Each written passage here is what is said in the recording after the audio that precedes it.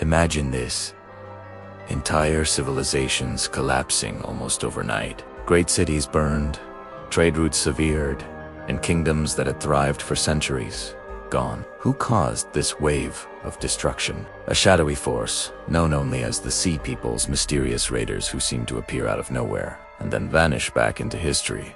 In the late Bronze Age, around 1200 BCE, the Mediterranean was thriving. Powerful kingdoms like the Hittites, Egyptians, and Mycenaeans controlled vast networks of trade. Luxury goods, copper and tin, moved across the seas, feeding palaces and armies.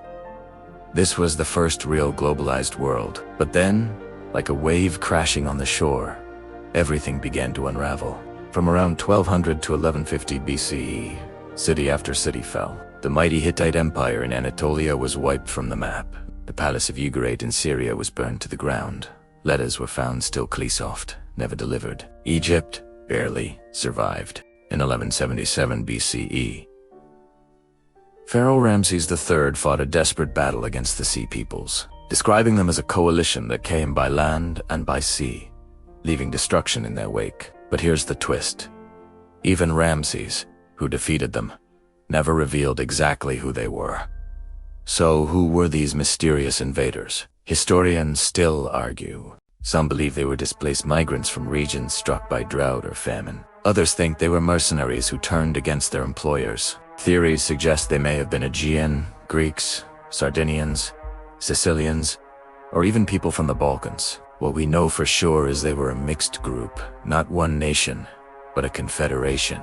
They fought with strange, feathered helmets and carried families with them, suggesting they weren't Who's trading, they were searching for new lands to settle.